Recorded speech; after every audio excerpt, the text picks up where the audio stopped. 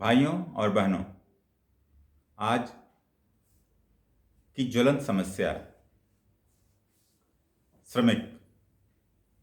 आज मैं श्रमिक के ऊपर बात करना चाहता हूं, जो प्रवासी श्रमिक हैं, जो एक राज्य से दूसरे राज्य यात्रा करते हैं, एक राज्य से दूसरे राज्य ट्रेवल करते हैं अपनी आजीविका के लिए। और एक अनुमान के हिसाब से भारत में करीब 80 लाख प्रवासी मजदूर बसते हैं और ये पूरे साल एक राज्य से दूसरे राज्य काम के हिसाब से ट्रेवल करते रहते हैं। अभी जैसा कि लॉकडाउन धीरे धीरे बढ़ता जा रहा है, जिसका आरंभ 24 मार्च को हुआ था और यह बढ़ते बढ़ते अभी 31 मई तक हो चुका है। आज जब मैं आपसे बात कर रहा हूं तो यह चौथे चरण में पहुंच चुका है और आज केसेस को देखें तो कोरोना वायरस के संक्रमित केसों की संख्या, रोगियों की संख्या बढ़ करके 96,000 से ऊपर हो चुकी है, 96,000 से ऊपर हो चुकी है, जो कि अपने आप में गंभीर चिंता का विषय है। राज्य और केंद्र सरकार अपनी तरफ से पूरी कोशिश कर रही है कि किसको जितनी जल्दी हो सके कम किया जाए, रोका जाए, लेकिन जिस तरह से होना चाहिए उस तरह से नियंत्रण में नहीं आ रहा है। और केवल भारत ही नहीं, सभी सरकारें इसमें प्रयासरत हैं, लेकिन जिस तरह से उनको रिजल्ट मिलना चाहिए उस तरह से रिजल्ट नहीं मिल पा रहे हैं। और धीरे धीरे लोगों को विश्वास होता जा रहा है कि हमें कोरोना वायरस के साथ ही अपनी जीवन की पद्धति को बदलना पड़ेगा, उसमें परिवर्तन लाना पड़ेगा और उसी के साथ जीना पड़ेगा। दोस्तों, प्रवासी मजदूर 24 मार्च को जब अनाउंसमेंट हुआ कि कोई कहीं से मूव नहीं करेगा, हमको हर जगह अपने घर के आसपास ही रहना है, घर पे ही रहना है, तो सभी लोग अपनी अपनी जगह पे लॉक हो गए। लोगों की परेशानियों को देखते हुए हालांकि राज्य सरकार और केंद्र सरकार ने बहुत ज़्यादा प्रयास किया, मजदूरों को कोई दिक्कत न हो। उन्होंने कॉन्ट्रैक्टर्स को, बिल्डर्स को सभी जगह ताकीद किया। मैंने सभी स्टेट में देखा, उनका जो प्रभाव था उसके कारण किसी भी साइट पे, किसी भी जगह पे जो मजदूर हैं, जो प्रवासी मजदूर हैं, उनके खाने की व्यवस्था, उनके पीने की व्यवस्था, उनको राशन पानी और नकदी, किसी भी तरह की कमी नहीं होने दी गई, जिससे वो आराम से अपना जीवन यापन कर सकें। लेकिन सरकार के पास हमेशा इस बात का दबाव रहा कि प्रवासी मजदूर वापस जाना चाहते हैं और इस दबाव में आकर के या इस बात को समझते हुए सरकार ने यह निर्णय लिया और 29 अप्रैल से प्रवासी मजदूरों को अपने घरों को वापस लौटने के लिए अनुमति दे दी। और इसी प्रयास को जारी रखते हुए उन्होंने स्पेशल ट्रेन चलानी शुरू की, जिसका नाम श्रमिक स्पेशल ट्रेन दिया गया।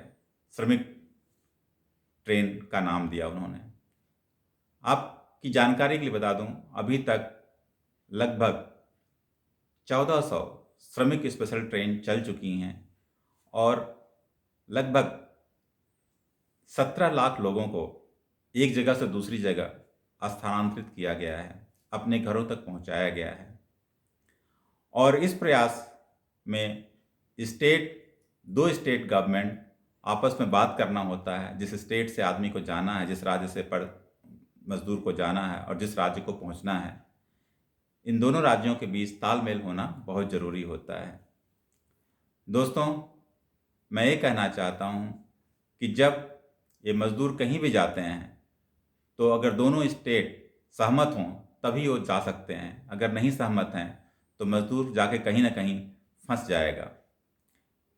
इस दिशा में मैं आगे चलते हुए ये बताना चाहता हूँ, जहाँ सरकारों ने प्रयास किया, बिल्डर्स ने प्रयास किया, मैन्युफैक्चरिंग सेगमेंट ने प्रयास किया अपने मजदूरों को, अपने कामगारों को रखने के लिए, वह बहुत सराहनीय है। और इस दिशा में ना NGOs का और स्वयंसेवक संगठनों का प्रयास जो है उसको कमतर करके नहीं आंका जा सकता। मैंने देखा है जो नॉन गवर्नमेंट ऑर्गेनाइजेशन है, स्वयंसेवी संगठन है, वो जगह जगह जा कर के बने हुए खानों का वितरण कच्चे खानों का वितरण हर जगह कई जगह कर रहे थे। इससे साफ साफ लगता है कि देश आज एक साथ खड़ा होकर के एक दूसरे की सहायता में लगा हुआ है। दोस्तों, जहां सरकारें अपना काम कर रही थीं, वहीं कुछ दुर्भाग्यपूर्ण घटनाएं भी हुई हैं। मैंने रास्ते में एक दिन देखा ढेर सारे मजदूर अपने औरतों के साथ, अपनी पत्नियों के साथ या बच्चों के साथ, छोटे बच्चों के साथ सड़क पे जा रहे हैं। मैंने पूछा, आप लोग कहाँ जा रहे हैं?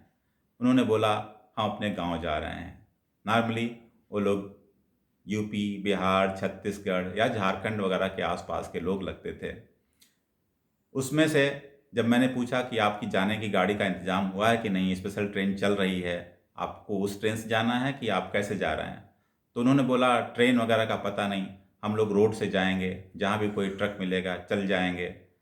जो स्थिति इस तरह की दिखाई पड़ती है, अज्ञानता की स्थिति, अनभिज्ञता की स्थिति और अपने आप निकल जाने की स्थिति बिना किसी जानकारी के, वह अपने आप में एक भयंकर दुष्परिणाम क्रिएट कर सकती है। आप लोगों को मालूम ही होगा, 8 मई को औरंगाबाद के पास एक मालगाड़ी से कुचल कर करीब 16 या 20 श्रमिक मारे गए, जो अपने आप में एक बहुत बड़ी दुखद घटना है। यह उसी स्थिति का परिणाम है कि कुछ लोग रोड से, कुछ लोग पैदल, कुछ लोग रेल की पटरी के सहारे अपने गांव की तरफ निकल पड़ रहे हैं, कुछ लोग साइकिल से, और ऐसे कई वीडियोस दिखाई पड़ रहे हैं जो आप हमें मर्माहत करते हैं, जो किसी भी तरह से अच्छे नहीं कहे जा सकते। मैं इस बारे में सभी श्रमिक भाइयों से अनुरोध करना चाहूँगा, अगर आपके घर की स्थिति ठीक है, सब लोग ठीक ठाक हैं, तो अननेसेसरी आप ट्रैवल मत करें। आप जहाँ भी हों, धीरे धीरे कंपनीज खुल रही हैं, निर्माण कार्य शुरू हो रहे हैं, चाहे वो मैन्युफैक्चरिंग सेगमेंट हो, चाहे वो मेडिकल सेगमेंट हो, चाहे वो रियल इस्टेट हो, इन सभी क्षेत्रों में काम होने शुरू हो गए हैं और धीरे धीरे कई राज्य अपने राज्यों में कामगारों के लिए काम की स्थिति क्रिएट करते जा रहे हैं। दोस्तों, आप जहाँ भी रहें, सुरक्षित रहें, अच्छे से रहें, यही हमारी कामना है। अननेसेसरी ट्रैवल मत करें। अगर जाना ज़रूरी है तभी जाएं, अन्यथा आप जहाँ भी हैं, धीरे धीरे काम के क्षेत्र खुल रहे हैं जो आपके काम को आगे बढ़ाएंगे और देश की उन्नति में आपका सहयोग बहुत ज़रूरी है। जैसा कि आप जानते हैं, अगर एक बार आप घर चले जाते हैं तो वापस लौटने में और काम को शुरू करने में कम से कम, जो आज मैं देख रहा हूँ, कम से कम 3 से 4 महीने का समय लगेगा, क्योंकि आप जहाँ भी जाएंगे वहाँ क्वारंटाइन किए जाएंगे 21 दिन के लिए, 15 दिनों के लिए, 20 दिनों के लिए।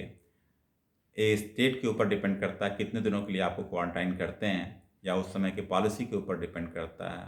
और इस तरह से हम देखते हैं कि 3 से 4 महीने का नुकसान सीधे सीधे इंडस्ट्री को होगा। और इंडस्ट्री को ही नहीं, आपके यातायात से, आपके आने जाने से संक्रमण और फैलने का खतरा बढ़ जाएगा। सरकार के पूरे प्रयास निष्फल हो जाएंगे। हम सभी लोगों ने आप लोगों के साथ मिल कर के जो जो स्थिति क्रिएट की है, कोरोना को कम से कम फैलने दिया है, वह डिफीट हो जाएगा और यह हमारा उद्देश्य कतई नहीं है। और इसी के साथ मैं आपसे पुनः अनुरोध करना चाहूँगा, आप जहाँ भी हैं सुरक्षित रहें। अगर बहुत ज़रूरत नहीं है तो कृपया मूवमेंट मत करें, कृपया अपनी जर्नी को प्लान मत करें और सुरक्षित रहें, स्वस्थ रहें और देश के निर्माण में भागीदारी करें। धन्यवाद। जय हिंद।